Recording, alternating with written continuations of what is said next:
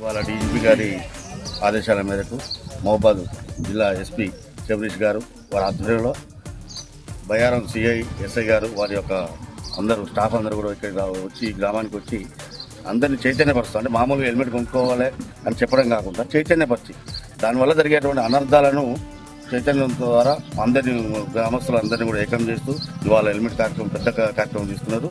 ఇది అందరూ కూడా వినియోగించుకోవాలి. ఎందుకంటే 5,000 రూపాయలు సెల్లు కొంటేనే దానికి స్క్రీన్ గార్డు అనేది మళ్ళీ ఒక 500 పెట్టి స్క్రీన్ గార్డ్ చేస్తారు. కానీ ఇంత దేహం ప్రతి పార్ట్ అనేది కూడా మేజర్ పార్ట్ అనేది కూడా ఇక్కడే ఉంటుంది. మనం యాక్సిడెంట్ కాగానే ఫస్ట్ యాక్సిడెంట్ మనకు ఉదయేది తలకాయనే.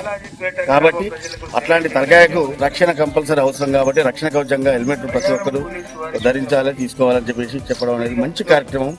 ఎందుకంటే పోలీసు వాళ్ళు అంటే గతంలో ఫైన్లు వేయడము, బండ్ల ఫైన్లు వేయడము మాత్రం అంతవరకే ఉండేది.